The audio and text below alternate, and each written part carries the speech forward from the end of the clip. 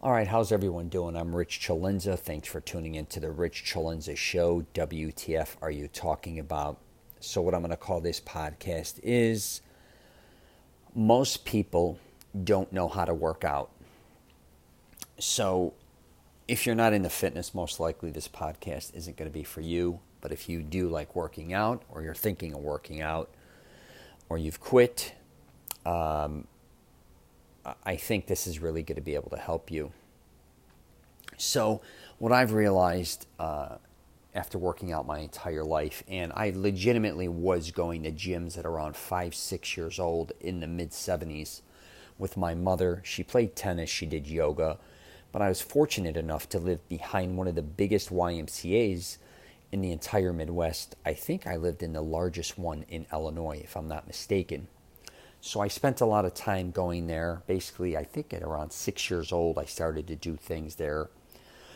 Even sneaking into the weight rooms when I wasn't supposed to, kind of playing racquetball. They had two pools. Well, they had one originally, then they built a large Olympic-sized pool. They had a massive field behind there where if you ran around it twice, it was a mile. But I almost at the point still in my life, and I'm 50, that I don't remember, except for one time in my life when my daughter was sick going through a liver transplant, where I wasn't working out in one way or another. If it wasn't, I just, every day in my life, if I think about it, I'm either at a gym working out or in a gym playing basketball, it could have been, or I was playing football outside, baseball, tennis, floor hockey, the list goes on and on and on. And my life has been surrounded with a lot of fitness. My mother even talks about when I was younger, she should have called me Bally because I wasn't interested in any toys. I was really only interested in sports. So I slept with all these different balls, and that's why she wanted to call me Bally. I had basketball, football, baseball, my mitt, all these different things. And so I don't know what it is. My dream was, I'd say if I look back at it, was to become a professional athlete. I just matured way too late. But put that aside. So I'm just kind of giving you a backstory. But what I did throughout the years of my life regarding working out, so I'm going to mainly talk about weight training right now, or gaining muscle or losing weight. I've done it all. And the one thing I realized with most people in a gym is they're not doing things correctly. Now you may be thinking, what do you mean you're not doing moving the weight correctly, the free weights? I'm not using the machines correctly. No. It's very simple to go to a gym. Even a trainer can show you things, right?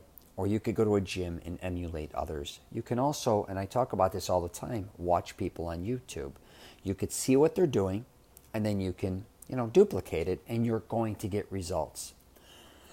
But if you look at a lot of professional athletes, let's just say, and I'm not asking you to become one. This is mainly for people that are just kind of like the average Joe, I call them, that just goes to the gym, wants to look good. What they're not focusing in on is their body, their genetics, their strengths, and their weaknesses. We all have them. What a lot of people do is they look at themselves kind of as a whole, okay, like anything else. But just say, for instance, you have a job to do. You can't just look at the job. You know all the little details that go into finishing a job, starting it all the way to completing it. And that's kind of how you have to look at your body. Each individual piece is different. Your mind, for one, has to be focused in on specifically what you want to achieve. I was very fortunate. I was around a lot of people, especially in my later teens then, when I just focused in on weightlifting. But I played so many sports, I knew my body pretty well, but I was small. And I knew I wanted to get very big, but I knew what I wanted to look like. And if you don't have that specific vision, like a vision of what you want to really look like, then you're going to most likely be lost. Just like in life, if you just have to have sometimes something very specific. It's not nonchalant, kind of like saying, hey, I want to go out for dinner, I don't know what I want. But a lot of people, when they go to a gym, they're like, I don't know really what, I just kind of want to lose weight, or I just kind of want to gain muscle. Or it could be anything. I want to run a certain, time. It could be this or that. Or in yoga, I want to kind of be able to do some, just be flexible. Or whatever the case may be, you can't be so wishy-washy. The more specific you are, I believe the more your body responds. Now, I know that may sound a little like aggravating, like, why do I got to be so specific when I work out? Because if you want the results, that you're truly going after, that's what it's going to entail.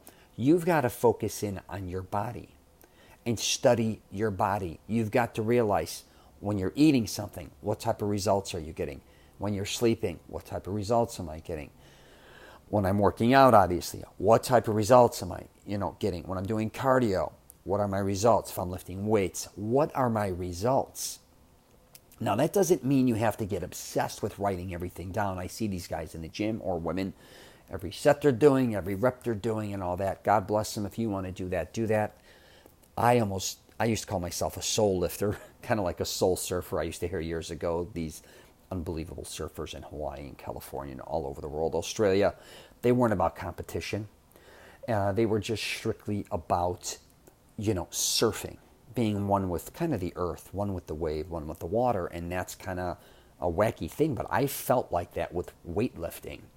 And I felt one with the weight I was pulling. It's really weird, I know, to hear this, but it was almost spiritual. And I think going to the gym for me is almost religion. I can't not go to the gym at this point. Don't know why, but it's just become that, that part of my life. That does not mean that I wanted to go out and be a trainer, because the truth was I loved helping people, but I only needed to be in the gym for a specific amount of time or I'd get very bored and aggravated. I needed to get in there a couple hours and get crazy. And it was like a release, and then I had to get out of there. It's almost like, people who party. I grew up in a nightclub business. It was almost like on weekends they had to get out, go dance, drink, and then get out of there. But it was a release, right? And that's what I felt like. But I've worked out with so many different types of people, all different ages. And I think one is, like I just told you, they don't study their body. Number two is they get caught in a rut, I call it. Or they get caught in a boring routine. They're not evolving. They're not changing things up. They're not also challenging themselves. At the beginning, a lot of people do challenge themselves. I'd say the first 3 months, 6 months, maybe even year. And what usually happens in that times, they either love it and they stick with it, but a lot of people either get the results that they wanted and they quit, believe it or not, because they get lazy. Or they don't get the results they want. Guess what? They quit. So they're kind of caught in limbo. Hold on one second. Let me get some water. One thing I've been telling people lately in my videos on YouTube is, if you want to start working out, if you could afford a trainer and you need to be pushed, God bless you, but most people can't afford that. You want to find somebody who's going to help push you. But in turn, you have to realize you have to push them. It's got to go both ways. You can't be a person that finds a workout partner or works out with people, even in the gym, and you're kind of dragging ass. You can just see it a million miles away, and you're not going to get the results, that you desire. And just like I was saying before, if you have a workout partner, you have to push them. You have to pay attention. You also have to realize when you're going to a gym or watching a video, you've got to learn, but you've got to focus when you get to the gym to make sure you're doing things correctly. Okay? I was doing a video actually recently saying, watch yourself in the mirror. A lot of people think that's a bad thing. When you're at the gym, and if there are mirrors, watch yourself. A lot of times you may not be realizing it, but you're not doing a lot of things correctly. Or have somebody videotape you. I know that sounds kind of weird, and then go home and compare videos and be like, wow, I thought I was doing this, but if you look at your legs, you weren't doing that. Or, wow, I was supposed to be doing back. It looks like I'm pulling a lot more on the bi. Say you're doing chest, for instance, you may be too high on the bar if you're doing incline. Whatever the case may be, even squatting, you may be thinking you're going down further than you are, or you may be going down too far. You've got to pay attention to what you're doing, just like in anything else in life. It is a process, and it doesn't take weeks or even months. I tell people it takes years. It takes years to figure out what works, again, best for you. No matter what anyone tells you, if you or even shows you, everything you're doing has to work for you specifically. A lot of people now, let's just say, you see people with certain genetics, and I think I fall in this category where I had unbelievable genetics. So lifting weights came just really to me, especially as I got into my late 20s. I went from like 138 pounds to 220 without steroids. My back, I have what is kind of, I believe, is known as like the great showpieces when it comes to having a certain body. So I have pretty wide shoulders, I got a thick chest, and my tries dominate my biceps, so my arm looks bigger. My quads, I have a huge teardrop. My legs look pretty massive if you're looking straight at them when they were bigger. And then I have a double calf. And I think a lot of my body looks this way too. And my back is pretty damn wide even for me now at 200 pounds, but I used to be like a 54-inch coat. My back so I have a lot of great genetics that my parents gave me, and a lot of people I know don't have that. And I've worked out with friends for years that say, for instance, no matter how hard they hit chest, they had a horrible chest. No matter how much they hit arms, they'd get a decent bi, no try. Legs, holy cow, most people I know that they just don't have the legs, and I get it, just genetically.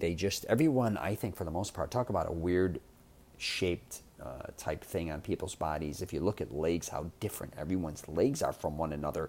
Arms, you could kind of see and go, yeah, his arm's like this arm. Chest, shoulders, back, oh yeah, he looks like this. When it comes to legs, it's a very unique body part. But what I'm trying to get here, or get to, is back to studying your body, is you need to take your time.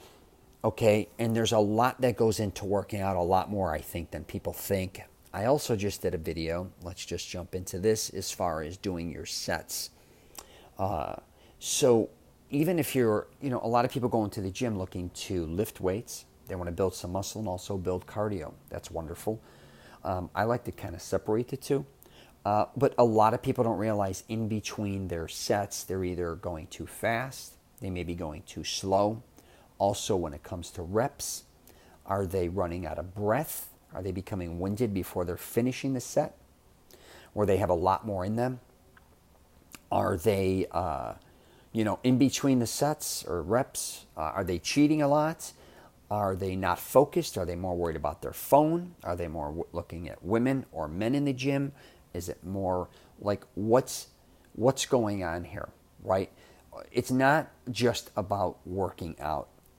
And I'm not going to say it's a lifestyle, but what you do even in between your sets in your off time is really where you're going to grow. That's where it all happens. People think it happens in the gym. You just basically go to a gym 3 to 5 times a week, most likely. Kick it in the ass. You're there probably on an average an hour and a half. But it's when you leave there, back to getting rest, food, just your lifestyle. Are you partying, smoking, drinking? What type of results are you expecting? You can't play tit for tat, I said a lot of times. And believe me, I partied in clubs for years, and I could tell when I was partying. I didn't do drugs, but we drank. We stayed up late a lot of times, and I can tell my workouts and the way I felt was shitty. I also got too heavy. Even though I gained a lot of muscle, I was also carrying a lot of excess weight around my midsection. And when I got rid of that, oh my God, I felt like $1,000,000. I didn't realize that, but I still got very strong. But when it comes to back to tit for tat, a lot of people, and I'm not saying you have to live this bullshitty 100% healthy lifestyle or you have to change your diet or any of that shit. I don't believe in that. What I'm saying is you can't go into a gym if you're always exhausted and not be able to get good workouts and then expect good results. That's kind of common sense. But at the same time, if you go to a gym, a lot of times you're going to have good days, I call them, bad days, good months, bad months, even good years and bad years. And what happens with working out, like anything else, most people plateau. You can only a lot of times get so, that's why obviously people take drugs or they do different things, steroids and things. Now, if you're a professional athlete, this means nothing, what I'm saying to you regarding this right now. But because you have to excel. You have to figure out ways to become faster, stronger, and better than your components. But for the average person out there, most of the time you're going to get to a point where you can't really bench press more. Let's just say you can't squat anymore. You can run a certain distance, but it probably is close to the same time every time. And what happens is I think a lot of people start to lose interest because you can't, most people, not everybody, it's not like you're going to start bench pressing. Let's say you go into a gym originally and you can only bench press 180 pounds, then you may get up to 225, then 315, whatever. It's not like you're going to be bench pressing, unless you become a power lifter, in 2-3 years, 500, 600 pounds. Your body just won't be able to contain that. You got to be realistic about that. You are going to plateau on a lot of things. Same with curling weight. You may start curling weights 20, 25s, then your 35s, 45s, 50s, and like a lot of people, that's probably going to be the max. You start going, and I've done it in the 60s and 70s, you better be very prepared because that can also lead to an injury. So, let me lead into that now. A lot of people too, when they work out, and I just did another YouTube, and I'm kind of doing an overview here, is they don't realize how athletic they really are. A lot of people in their past were bullied, and they were told they were horrible at sports, they got picked last, that they weren't athletic no matter what they did, they were weak, they were fat, they were slow. Listen, fuck all them. I'm going to tell you right now. Now, I'm not saying I went through that because I didn't.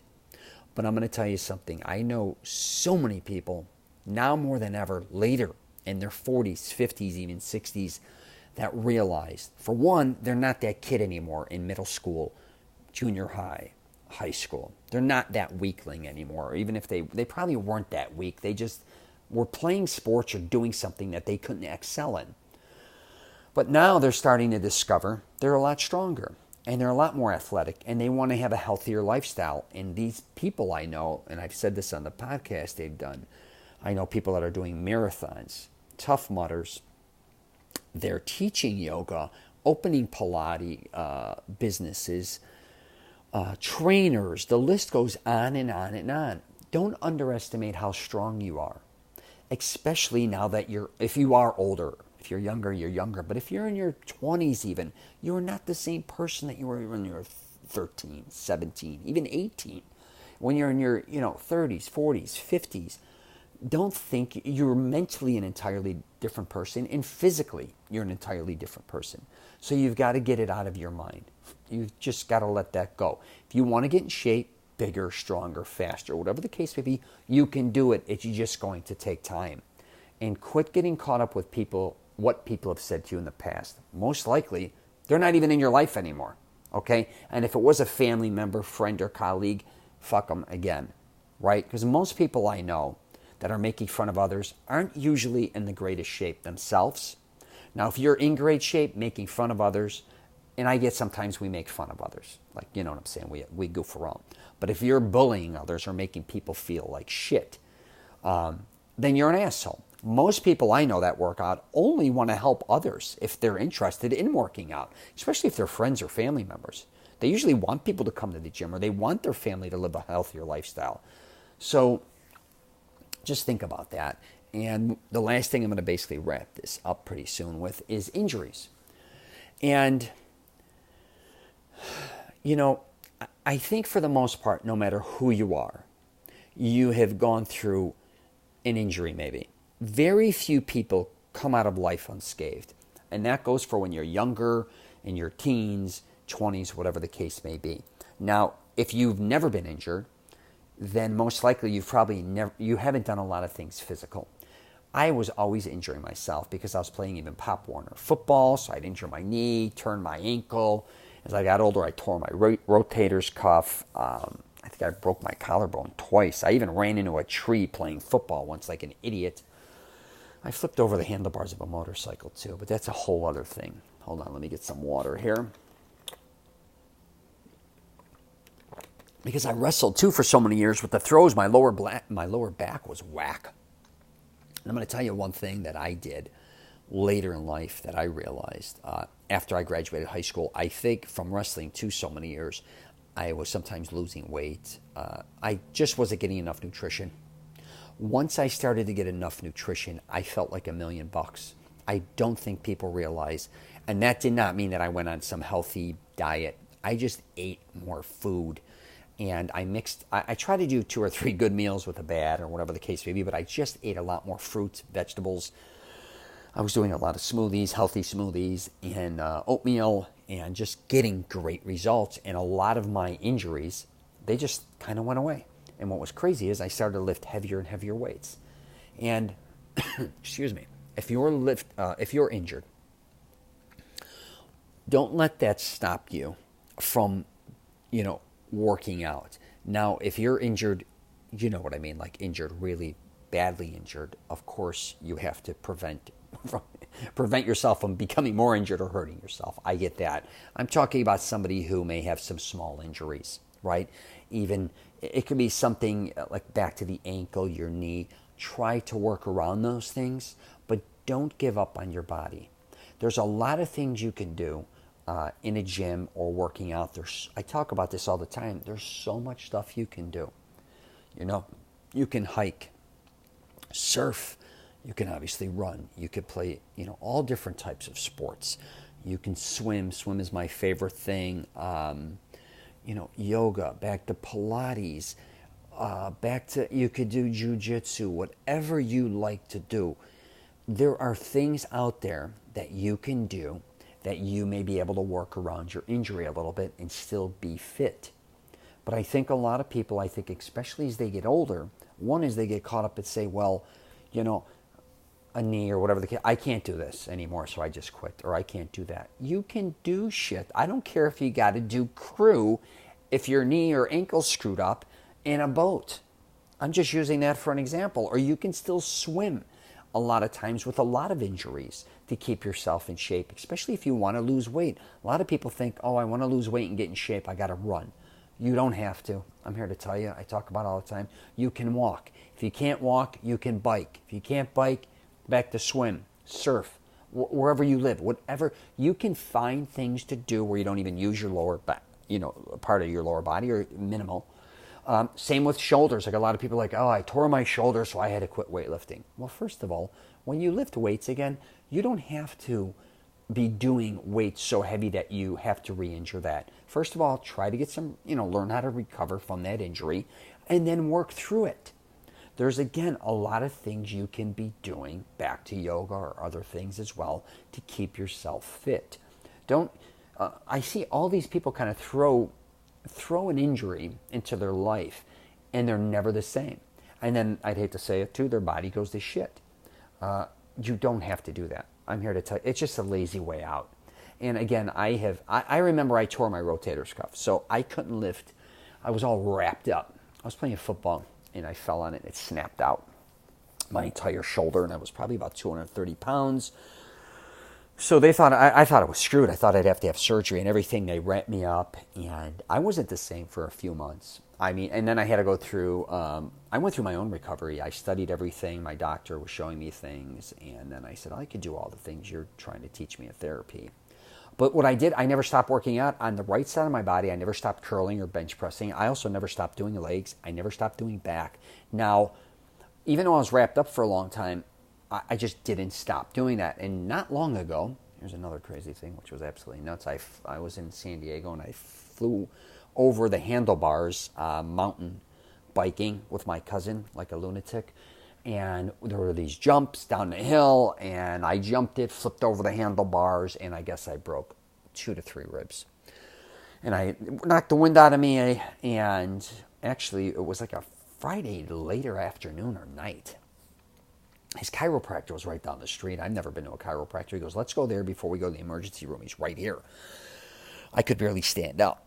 And I couldn't stand up. I was leaning over. I didn't know what happened. So we went there. He looked at me, and he thought I broke a couple ribs, 2, 3. And he says, even if you go to a doctor, most likely they're going to tell you the same thing. Let's come back in a few days. Come back Monday or Tuesday, and let me see what's going on. He says, please don't work out. Don't do anything stupid. So I went back to the house, and I just laid there, and I do this mental thing where I just start to heal myself. It's weird. I don't like my body. I try to be with one. Yeah, I know this sounds crazy, but that's what I do. If I get injured, I shut everything down and mentally just go to that body part and just mentally start working on it in my brain. And I do that when I work out too. I just put my mind in the muscle. Whatever I'm doing, that's what I'm focusing on. So if I'm doing buys, I'm only thinking buys. I'm only looking at buys. Same with any other body part. But I did that for like 24, 48 hours, and then I had to go to the gym. And I just sat in the jacuzzi, and I went into the sauna, and I slowly was able to sit up. And I think I maybe Monday or Tuesday, like a lunatic, I started doing legs. I could not work out. And walking up and down the hills of San Diego. I might have even went to the beach. And I came back, I think, Tuesday, and I was sitting up. And I walked in, and he says, what happened? How are you, how you doing? I said, I feel pretty good. And he says, are you kidding? So he did some tests on me with this thing, and he goes, well, how old are you? And I said, I think at that time I was like 43 maybe. I don't know. And he said, you recovered basically like the average person, younger person would have, you healed basically like a 20-year-old. And he says, what did you do? And then I told him exactly what I did, and he was kind of upset I went to the gym, but I didn't care. But then he wanted to know my entire workout regimen, what I've been doing my whole life. And he was stumped that I healed so quickly. Now, I've always been able to heal quickly, and I'm not saying this to toot my own horn, but I think my body was just attuned, was just always used to being a certain way, and I don't think it would accept being any other way, my brain and body. And that's what I think a lot of people, and I'm going to end it with this, is what do you want your body, like what is acceptable to you? If you accept being in and out of shape, that is something that's most likely going to happen, and I think it's very confusing for your mind and your body because it doesn't know, am I in shape? Am I out of shape this month or year? What are we doing here? So it's just as confused as you. It would be kind of like anything else in life, like a relationship. Are you in the relationship? Are you out of it? In, out, it gets kind of confusing. So it's hard to really get a grasp on it. But if you tell your body, this is the weight I want to be at, and then I don't accept anything more or less or around there. This is the strength I want to be at. Or if you want to run, I want to be at this level. And things are going to change. Don't get me wrong. As you get older, your times aren't going to be as fast. Your strength isn't going to be as strong. It's just a reality. It's just a reality. Now, you may be able to expand that to your 60s, 70s, 80s. I'm not saying you can't, but most likely, Father Time, you are going to have to change. And hopefully you are changing. But what do your mind is just like a muscle, like anything else, and your body, what will it accept?